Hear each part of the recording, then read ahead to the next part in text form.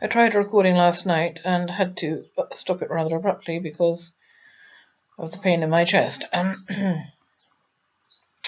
It's a shame because it's a 7-minute recording and I don't know if this will be better or worse. I'm going to try this from a different direction. I have 3 birth entries, or I have on microfiche. And the original, which should appear in blue on FreeBMD, has been deleted from FreeBMD by a transcriber called Cookson R. But when I go in for further details, the transcriber wishes to remain anonymous. I'm not surprised, because you should not delete the original entry, even if there have been 2 subsequent alterations. My brother has had the same done to his original birth entry. However, it is a little more consistent. His original birth entry remains in blue, along with the 2 alterations which are in black. Mine, as I've just said, has no blue at all anymore, only the 2 alterations in black. And the transcriber wishes to remain anonymous. The appearance there is that 2 different Susan H. Oakleys were born in the September quarter of 1954, which covers July, August and September. For a start, the mother's maiden name is different. What is the order on mine? I think it's... Is it Oakley and Noyes or Noyes and Oakley? And my brother's goes Noyes, Oakley, Oakley. Good God, I've just looked at it. But it does get slightly confusing. But also, the name of the registration district has been changed, because Northumberland South became North Tyneside West in 1974, and the second alteration was made in 1979, when I was 25.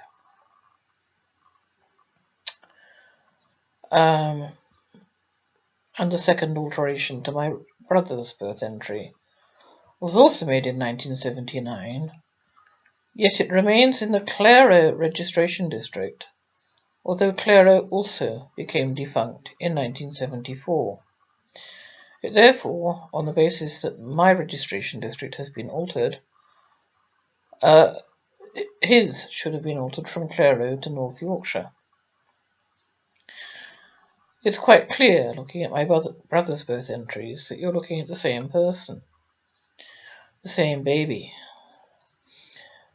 Looking at mine, it looks like 2 completely different children, because of the 2 different mothers' maiden names and the 2 different birth registration districts.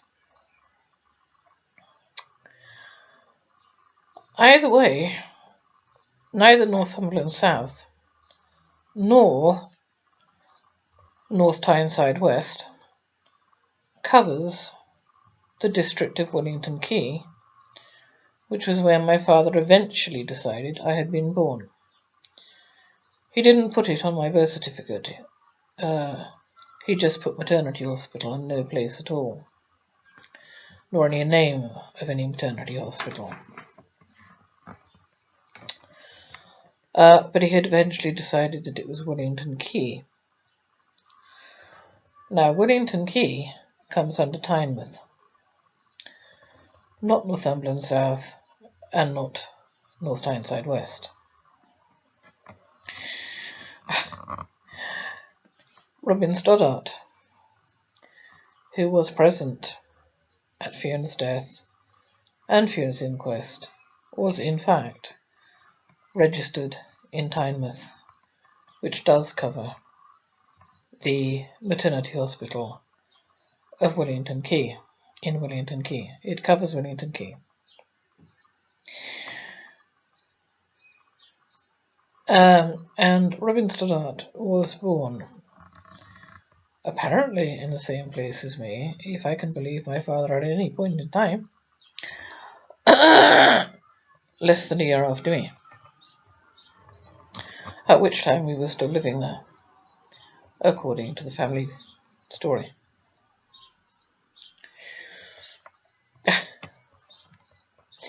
So there's a lot there again about birth registration district, birth, marriage and death registration districts and what they cover and what they don't. I thought it had actually changed its name. Nothing of the sort. Tynemouth was always a different district from both Northumberland South and North Tyneside West. And only Tynemouth of those three covered Willington Quay, where my father eventually decided I'd been born, and where Robin Stoddart was born. Well, in the Tynemouth Registration District.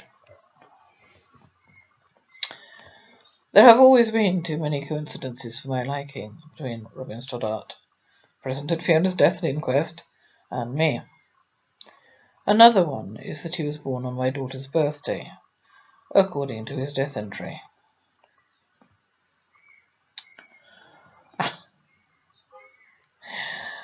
Of course, the death informant is totally unreliable, in the case of Robin Stoddart and others I know of. Initially, they did declare that his place of birth was Tynemouth. They subsequently altered that to Scotland. Scotland, as everyone knows, is a country. It is not a town or even a county or... It is a country.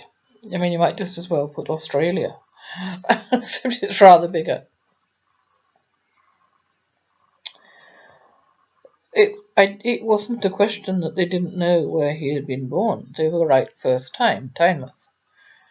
It was a question of altering it in order to deceive. On that basis, of course, they could have invented his date of birth to my daughters. And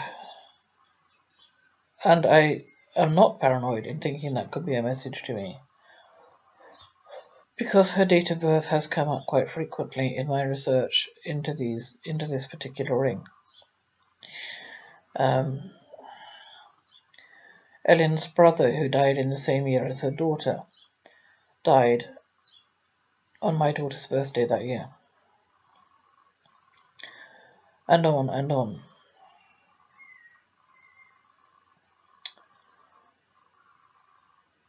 I'm sure I have said in previous videos that the only dates of birth which come up over and over and over in my research are the dates of birth of people who are close to me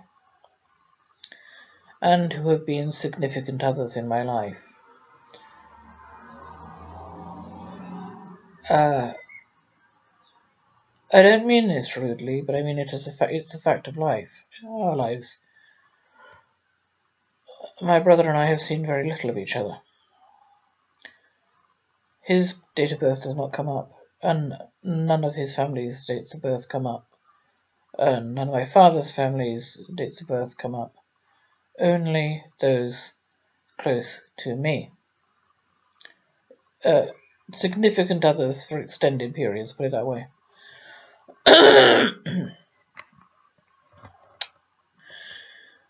I don't think I'm making the points that I tried to make in my video of last night, and in fact, I think I'm now only repeating points I've made in other videos. In 1950, Robin Stoddart of Tynemouth was born in 1955. Robin John Stoddart of Tynemouth. Another Robin John Stoddart was born in Hammersmith in 1957.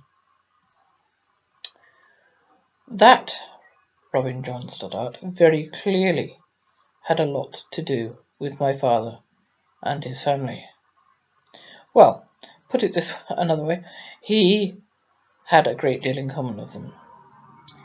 He worked for the same building firm as my father. He came from Uxbridge, from where my father wrote letters to us.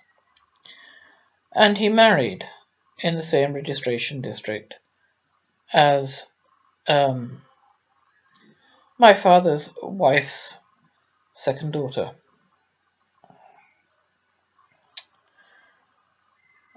He crosses my father's path 3 times at least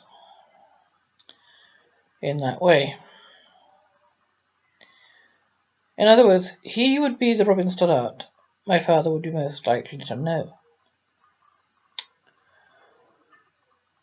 I do not recall the Robin Stoddart at the inquest having a Geordie accent, although that doesn't mean anything. It could be that I'd simply forgotten, or it could be that he lost it because he left there very young, as I did. I left there at 1.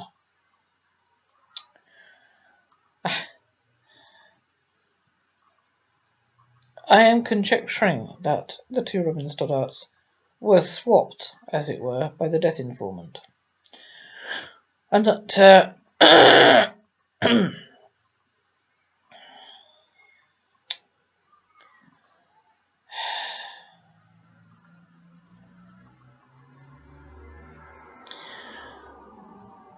that the Robin Stoddart at Tynemouth was written off, allowing the Robin John Stoddart of Hammersmith to continue on his merry way, which he has, and is living in Melbourne. I don't think this is anything remotely like the video I tried to make last night and had to stop.